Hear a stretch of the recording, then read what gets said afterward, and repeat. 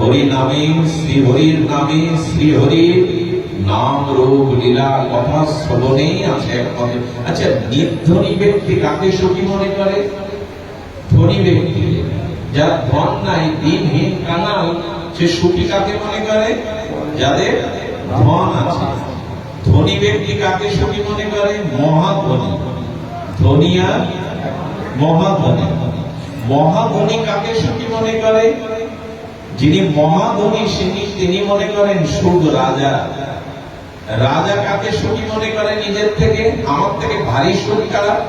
রাজা মনে করে মহারাজার হলো আমার থেকে বেশি সুখ। মহারাজা মনে করে আমার থেকে বেশি সুখ হলো দেবরাজ ইন্দ্রের। ইন্দ্র মনে করে আমার থেকে অতি ভারী বেশি সুখ হলো ব্রহ্মাজি। ব্রহ্মা মনে করে আমার থেকে বেশি সুখ হলো শিবজি। শিবজি মনে করে আমার থেকে বেশি সুখ হলো ভগবান নারায়ণ বা বিষ্ণু। কিন্তু তুলসীদাস বিচার করে বললেন, সুখ ভজনে ছাড়া কোথাও ইন্দ্রেরও নেই, সুখ আছে একমাত্র ভজন। দেখুন, ভগবান ভজন ব্যতীত, হরিনাম হরিকথা শ্রবণ কীর্তন নববিধা ভক্তি ব্যতীত আপনি তীর্থযাত্রা, আপনি দান ধ্যান পুণ্য কর্ম যা কিছু করেন, এর দ্বারা সুখ পাওয়া যায় না। মনে আছে উপনিষদের সেই কথা? একজন দান ধ্যান যাগযজ্ঞ করে স্বর্গে গেছে পূর্ণ ফলে, আর এত পূর্ণ যে তাকে দেবরাজ ইন্দ্রের পদ ছেড়ে দিতে হবে। কেউ কখনো পদ ছাড়তে চায়? দেবরাজ তাকে ইন্দ্রের পদ দিয়ে পাশে বসে মনে করছে কখন পতন হবে। আচ্ছা, আপনি স্বর্গের ইন্দ্রপদ কিভাবে কোন কর্মের দ্বারা লাভ করলেন আমাকে একটু বলতে পারেন? তখন বলেছেন, আমি রাজস্ব যজ্ঞ করেছি, দান করেছি, আমি মন্দির নির্মাণ করেছি, রাস্তা নির্মাণ করেছি, দুস্থকে সেবা দিয়েছি। ও মা, এভাবে যখন পুণ্য কর্মগুলো এক এক করে বলে যাচ্ছে, যখন সব বলা শেষ, তখন ওইখান থেকে ইন্দ্র ধাক্কা দিয়ে ফেলে দিয়েছে জগতে। তোমার স্বর্গের ইন্দ্রপদ শেষ। পুণ্য কর্ম যতক্ষণ মানুষ গোপন রাখে ততক্ষণ সে ফল পেতে থাকে। যেই প্রকাশ করে বসে সেই ফল। স্বর্গের পথ পেল বেটা, 2 ঘন্টা একটু বসতেও পারল না। দেবরাজ বুদ্ধি করে সে কোন কর্ম শুভ কর্মের পুণ্য কর্মের দ্বারা ইন্দ্রপদ পেয়েছে, এটা ওর মুখ দ্বারা বলতে বলতে পুণ্য পায়, দেবরাজ ধাক্কা দিয়ে ফেলে। এই জন্য হরি ভজন বিনা সুখী কেউ হতে পারবে না, সেটা ব্রহ্মা বলেও। ভগবানের নাভি কমল থেকে ব্রহ্মার উৎপত্তি হলো। ব্রহ্মা জানতে পারলেন না আমার স্রষ্টাকে, আমার সৃষ্টিকর্তাকে, আমার পিতাকে। উনি শান্তি পাচ্ছেন না। একটি ধ্বনি এলো, তপস্যা করো ব্রহ্মা। দিব্য সহস্র বছর তপস্যার পরে তবু ব্রহ্মা জানতে পারলেন না আমার স্রষ্টাকে, কে আমাকে সৃষ্টি করেছে। ভজন ছাড়া ব্রহ্মাও কি শান্তি পায়? তুলসীদাস বিচার করে বললেন, ব্রহ্মা থেকে কীট, কখনো সুখ কোথাও নেই ভজন বিনা। দেখুন, ভজনে যে সুখটা আছে, আমি এই মুহূর্তে একটু স্মরণ এলো, পৃথিবীতে সব থেকে 2টি কঠিন কাজ আছে। সব থেকে 2টি কঠিন কাজ। সেই কঠিন কাজ হলো কোন গ্রন্থ বা কোন বই পুস্তক কারোর সহযোগিতা ভিন্ন নিজে নিজে দীর্ঘ কাল ধরে অধ্যয়ন করার থেকে কঠিন কাজ আর জগতে।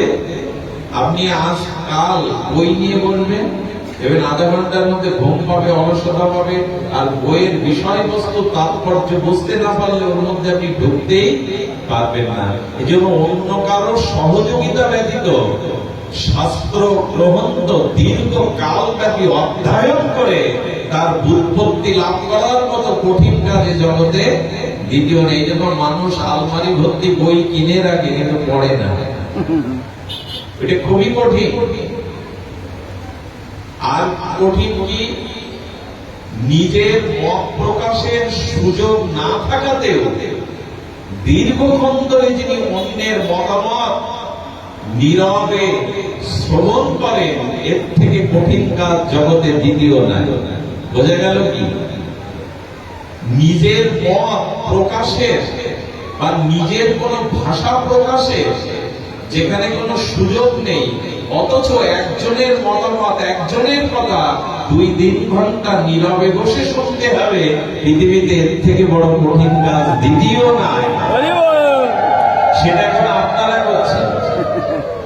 আপনি এই ভাগবত অনুষ্ঠান ব্যতীত পৃথিবীর যেখানেই যান, যে অবস্থানে যান, 2-3 ঘন্টা অন্য কারো কথা বসে বসে শুনবেন, এই সুযোগ আপনি কাউকে দেবেন না, কোনোদিনই দেবেন না, সম্ভাবনা না। বিচার করে দেখুন, একমাত্র ভাগবত আসরে একজন 2-3 ঘন্টা কথা বলে যাচ্ছে, তার মত, তার অনুভব, কিন্তু অন্যরা 2-3 ঘন্টা বসে নীরবে, আহার নেই, তৃষ্ণা নেই, নিদ্রা নেই, নিজের মত প্রকাশের ভাষাও নেই, তবু শুনে যাচ্ছে। কেন এই কষ্ট আপনারা স্বীকার করেন জানেন? কারণ সাধু সঙ্গ হরিকথার মধ্যে অনাবিল নির্মল আনন্দ আছে বলে। আনন্দ না থাকলে এই পথ পরিক্রমায় এসে এত কষ্ট করে এই তাপদহের মধ্যে নিজের মত প্রকাশ না করেও বসে বসে কারো কথা শুনতেন না।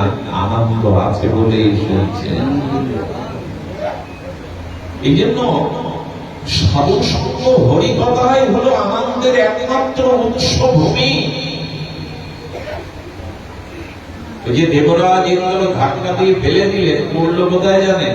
সাধুরা নৈমিষের অংশে যেখানে হরিকথা আলাপন করছিল, ও বেটা স্বর্গে থেকে ওখানে পড়েছে। পড়লে হরিকথার মধ্যে শুনছে, বললেন একমাত্র সাধু মুখে হরিকথা আলাপন শ্রবণ কীর্তনে অখণ্ড চিন্ময় ভক্তি লাভ হয়, যে ভক্তি কেড়ে নেওয়ার ক্ষমতা ব্রহ্মাদি ইন্দ্রদারির নেই। তুমি বসে বসে হরিকথা শ্রবণ করো, ভক্তি যাজন করো, এই ফল কেড়ে নেওয়ার ক্ষমতা ইন্দ্রেরও ব্রহ্মারও না। পূর্ণ কর্ম ছিনিয়ে নিতে পারে ইন্দ্র, ভক্তি ছিনিয়ে নেওয়ার ক্ষমতা ব্রহ্মারও দৃঢ় নাই। এই জন্য হরিকথা শ্রবণের মধ্যে আনন্দ আছে। জগতে সাংসারিক আনন্দ ক্ষণস্থায়ী, সে খাওয়া পড়া ভোগ বিলাস অন্য যা কিছু বলেন, অনিত্যম অসুখম, আদ্য অন্ত বিশিষ্ট। এই সুখের আদি আছে, অন্ত আছে। আপনি যতই রসালো মিষ্টান্ন খেতে ভালোবাসেন, আপনার সামনে যদি থালা ভর্তি মিষ্টান্ন দেয় আর কিছু না দেয়, কতক্ষণ পাবেন? ক্রোধ করে, হিংসা করে 24 ঘন্টা আপনি কাটাতে পারবেন না। এই জন্য ভাগবত বলেছেন, ভজন বিনা এই জীবনে কারো সুখ নাই, শান্তি নাই। 4টে প্রশ্নের উত্তর আমরা একটু সামান্য শ্রবণ করলাম। ছিল মধুমঙ্গিটা শ্রী গোপাল চন্দ্র এই শ্লোকটা আমি পেলাম। অদ্ভুত মধুমঙ্গল সখাদের নিয়ে প্রসঙ্গ করছেন, অর্থাৎ ভগবান শ্রীকৃষ্ণ গোষ্ঠে গিয়েও মধুমঙ্গল সহ এদের কাছ থেকে এ জাতীয় হরিকথা শ্রবণ করে প্রীত হতেন, নিজে প্রীত হতেন।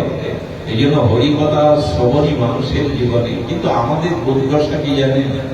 অপরাধ না নিয়ে করজোরে ক্ষমা চেয়ে বলি, আমরা শুনছি বটে, বলছি বটে, কিন্তু না, আমাদের চরিত্রায়ন হচ্ছে তো। সুখ যে চাই আমি, অখণ্ড আনন্দ যে চাই। দেখুন, কেউ কেউ সমাজে এখনো আছে নিম পাতা হাতে নেয়, সু দিয়ে ঝাড়ায়, বলে না সু, বলে কি? একজন এরকম গ্রামের লোকের উপকারের জন্য ঝাড় ফু দেয়, আছে তো, এটা এখনো দেয়। স্ত্রী বলছে তুমি লোকের ঝাড়াচ্ছ, কিন্তু তোমাকে ঝাড়াবো কি দিয়ে?